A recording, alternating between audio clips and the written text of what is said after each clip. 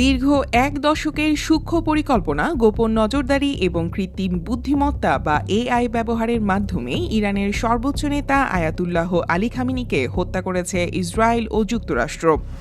British সংবাদ মাধ্যম financial টাইমসের এক অনুসন্ধানী প্রতিবেদনে বর্তমান ও সাবেক ইসরায়েলি গোয়েন্দা কর্মকর্তাদের বরাতে এই চাঞ্চল্যকর তথ্য জানানো হয়েছে। প্রতিবেদনে বলা হয়েছে, বছরের পর বছর ধরে ইরানের রাজধানী তেহরানের প্রায় সব ট্রাফিক ক্যামেরা ইসরায়েলি হ্যাকারদের নিয়ন্ত্রণে ছিল। এই ক্যামেরাগুলোর মাধ্যমে তারা শহরের প্রতিটি অলিগলি ম্যাপ করা, গুরুত্বপূর্ণ ব্যক্তিদের চলাচলের ধরন পর্যবেক্ষণ এবং রাজধানী তেহরানের ভেতরে কী ঘটছে তার একটি নিখুঁত চিত্র তৈরি করতে সক্ষম হয়।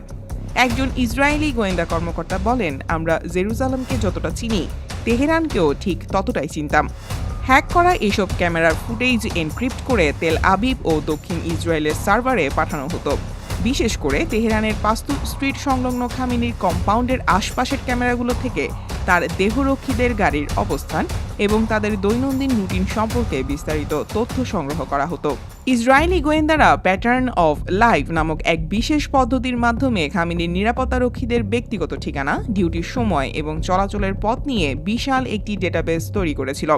বিশেষ প্রযুক্তির এআই চালিত টার্গেট প্রোডাকশন মেশিনের মাধ্যমে করা হতো ডেটা প্রসেসিং।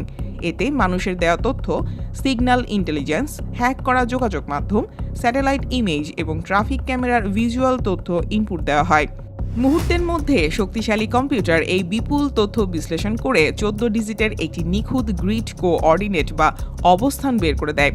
10 বছর ধরে প্রযুক্তিবিদ, ডেটা অ্যানালিস্ট এবং ইঞ্জিনিয়ারদের একটি বিশেষ দল এই সিস্টেমকে নিখুঁত করার কাজ করেছে।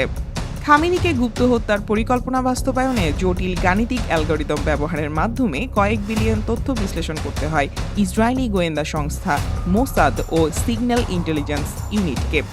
হামলার আগ মুহূর্তে পাস্তুর স্ট্রিটের কাছের প্রায় ডজন খানেক মোবাইল টাওয়ারের সংযোগ বিচ্ছিন্ন বা বিঘ্নিত করেছিল ইসরায়েল। এতে খামেনির নিরাপত্তা দলের সদস্যরা কোনো ধরনের সতর্কবার্তা গ্রহণ করতে পারেননি। ফাইন্যান্সিয়াল টাইমসের তথ্য মতে, হামলার দিন সকালে খামেনি ও জ্যেষ্ঠ কর্মকর্তারা ওই কম্পাউন্ডে উপস্থিত আছেন কিনা তা নিশ্চিত হতে হ্যাক করা ক্যামেরা ও মোবাইল নেটওয়ার্কের উপর নির্ভর করেছিল ইসরায়েল। মার্কিন গোয়েন্দাদের পক্ষ থেকেও গোপন সূত্রের মাধ্যমে খামেনির উপস্থিতির বিষয়টি নিশ্চিত করা হয়েছিল বলে প্রতিবেদনে উল্লেখ করা হয়েছে। ইসরায়েলি প্রতিরক্ষা মন্ত্রী ইসরায়েল কাৎজও জানিয়েছেন, এর আগে গত বছরের জুন মাসে 12 দিনের যুদ্ধের সময় খামেনিকে টার্গেট করা হলেও তিনি ভূগর্ভস্থ বাংকারে লুকিয়ে থাকায় তখন সাফল্য আসেনি। তবে এবার গোয়েন্দা তথ্যে জানা যায়, খামেনি দিনের বেলা নিজেকে তুলনামূলক বেশি সুরক্ষিত মনে করতেন। সেই সুযোগ কাজে লাগায় ইসরায়েল।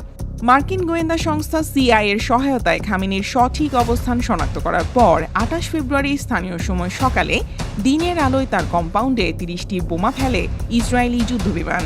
প্রতিবেদনে আরও বলা হয়, গত 11 ফেব্রুয়ারি হোয়াইট হাউসে মার্কিন প্রেসিডেন্ট ডোনাল্ড ট্রাম্পের সঙ্গে ইসরায়েলি প্রধানমন্ত্রী বেনিয়ামিন নেতানিয়াহুর 3 ঘণ্টার রুদ্ধদ্বার বৈঠক হয়।